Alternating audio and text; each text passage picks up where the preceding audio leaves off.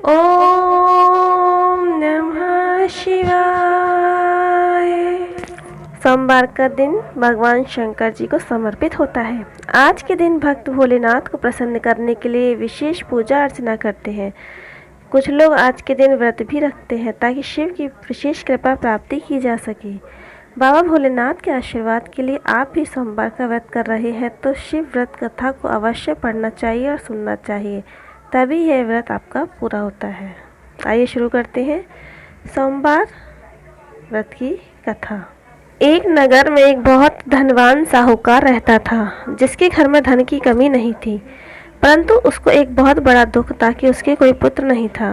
वैसे इसी चिंता में दिन रात लगा रहता था। वह पुत्र की कामना के लिए प्रत्येक सोमवार को शिव जी का व्रत पूजन किया करता था तथा सायंकाल को शिव मंदिर में जाकर शिव जी के सामने दीपक जलाया करता था।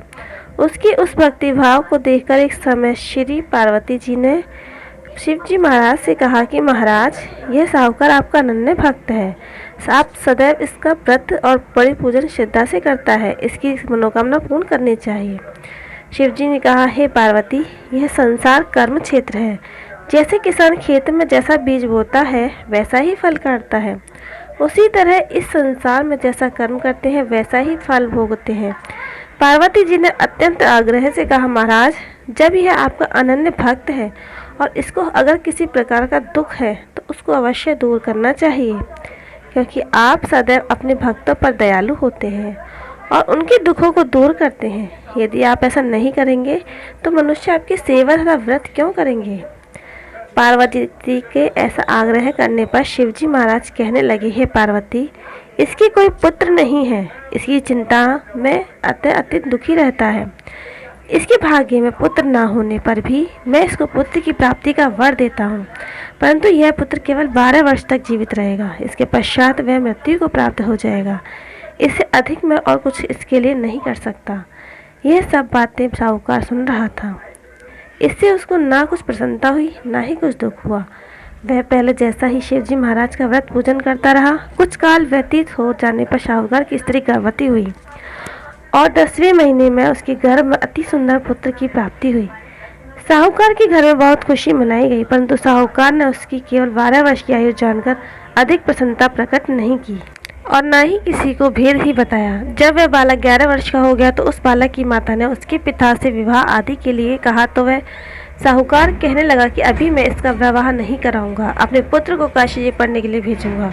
फिर साहूकार ने अपने साले अर्थात अपने बालक के मामा को बुलवाया, उसको बहुत सा धन देकर कहा, तुम उस बालक को काशी जी पढ़ने के लिए ले जाओ और रास्ते में जिस स्थान पर भी जाओ यज्ञ तथा ब्राह्मणों को भोजन कराते जाना। वह दोनों मामा भांजे यज्ञ करते और ब्राह्मणों को भोजन कराते जा रहे थे। रास्ते में उनको एक शहर पड़ा। उस शहर में राजा की कन्या का विवाह था और उसी राजा का लड़का जो विवाह कराने के लिए बारात लेकर आया था वह एक आंख से काना था। उसके पिता को इस बात की बड़ी चिंता थी कि कहीं वर को देख कन्या के माता पिता विवाह में किसी प्रकार की अड़चन पैदा न कर दे। इस प्रकार जब उसने अति सुंदर सेठ के बालक को देखा तो मन ने विचार बनाया कि क्यों न दरवाजे के समय इस लड़के से वर का काम चलाया जाए। ऐसा विचार कर विवर के पिता ने उस लड़के को मामा से बात की तो वह राजी हो गए और फिर लड़के को वर के कपड़े पहना दिए और घोड़ी पर चढ़ाकर ले गए। सब प्रसन्नता के साथ सारा कार्य संपन्न हो गया। फिर वर के पिता ने सोचा कि यदि विवाह कार्य भी इसी लड़के से करा दिया जाए तो क्या बुराई है। ऐसा विचार करके और उसके मामा से कहा कि यदि आप हीरो का और कन्यादान के काम को भी करा दें तो आपकी बड़ी कृपा होगी, पर मैं इसके बदले में आपको बहुत कुछ धन दूंगा। तो उन्होंने स्वीकार कर लिया और विवाह कार्य भी बहुत अच्छी तरह से संपन्न हो गया। परंतु जिस समय लड़का जाने लगा तो उसने राजकुमारी की चुनरी के पल्ले पर लिख दिया कि तेरा विवाह तो मेरे साथ हुआ है, परंतु जिस राजकुमार के साथ तुमको भेजेंगे वह एक आंख से काना है और मैं काशी पढ़ने जा रहा हूँ। लड़के के जाने के पश्चात उस राजकुमारी ने जब अपनी चुनरी पर ऐसा लिखा हुआ पाया, उसने राजकुमार के साथ जाने से मना कर दिया और कहा कि यह मेरा पति नहीं है। मेरा विवाह जिसके साथ नहीं हुआ है वह तो काशी पढ़ने गया है। राजकुमारी के माता पिता अपनी कन्या को विदा नहीं किया और बारात वापस चली गई। उधर सेठ का लड़का और मामा काशी जी पहुंच गए। वहां जाकर उन्होंने यज्ञ करा। लड़के ने पढ़ना शुरू करा। जब लड़की की आयु 12 वर्ष की हो गई उस दिन उन्होंने यज्ञ रचा दिया और लड़के ने अपने मामा से कहा, मामा जी, आज मेरी तबीयत कुछ ठीक नहीं है। मामा ने कहा, अंदर जाकर सो जाओ। लड़का अंदर जाकर सो गया और थोड़ी देर में उसके प्राण निकल गए। जब उसके मामा ने आकर देखा तो वह मुर्दा पड़ा है। तो उसे बहुत बड़ा दुख हुआ। उसने सोचा कि अगर मैं अभी रोना पिटना मचा दूंगा तो यज्ञ का कार्य अधूरा रह जाएगा। अतः उसने जल्दी से यज्ञ का कार्य समाप्त कर ब्राह्मणों के जाने के बाद रोना शुरू किया। संयोगवश उसी समय शिव पार्वती जी उधर से जा रहे थे। उन्होंने रोने का शोर सुनाई दिया तो पार्वती जी कहने लगी, महाराज कोई दुखिया रो रहा है, इसका कष्ट दूर करिए।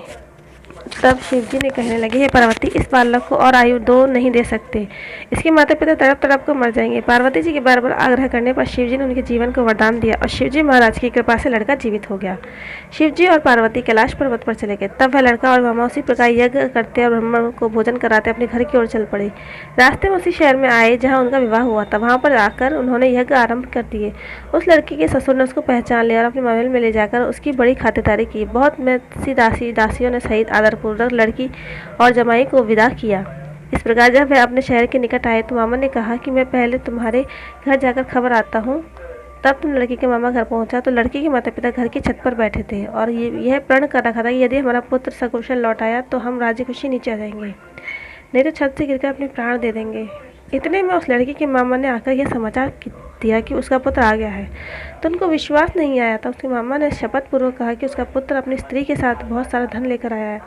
तो सेठ ने आनंद के साथ उसका स्वागत किया और बड़ी प्रसन्नता के साथ कहने लगे, इसी प्रकार से जो कोई भी सोमवार की व्रत को धारण करता है तो इस कथा को पढ़ता सुनता उसकी समस्त मनोकामनाएं पूर्ण होती हैं।